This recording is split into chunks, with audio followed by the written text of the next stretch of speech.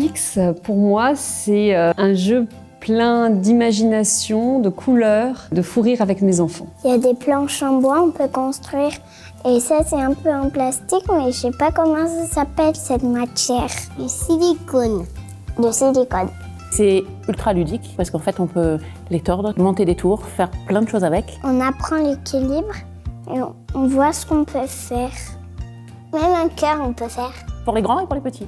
On est effectivement avec des cartes qui sont ludiques et de suite, dès qu'on le voit, on a envie de jouer, on le prend très très rapidement en main. Ça laisse place à un imaginaire incroyable en fait. Ça libère la créativité des enfants. L'avantage effectivement aussi des cartes, on peut les télécharger sur le site et ça c'est génial. Comme ça. Et on les colle et après ça fait un poisson. Maman, arrête de rigoler!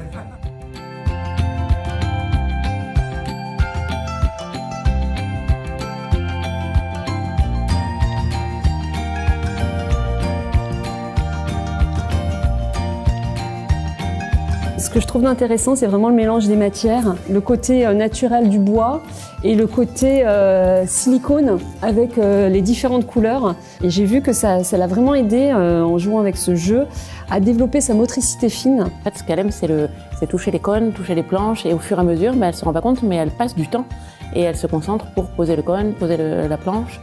Elle a joué avec Pix et ça lui permet d'être concentrée, d'être un peu plus calme et surtout travailler sa dextérité. Mon grand garçon, lui, ce qu'il adore avec Pix, c'est de faire les tours les plus hautes possibles. C'est des beaux moments de fou rire quand ça tombe, on rigole beaucoup ensemble. On a fait de la taille comme ça. Non, moins comme ça. Oui, mais t'es grande. En fait, elle était jusqu'au plafond, je veux dire. Non, je rigole, bien sûr. Mais jusqu'au plafond, là. Elle était jusqu'à là. Elle était jusque là, mais après, elle était tombée.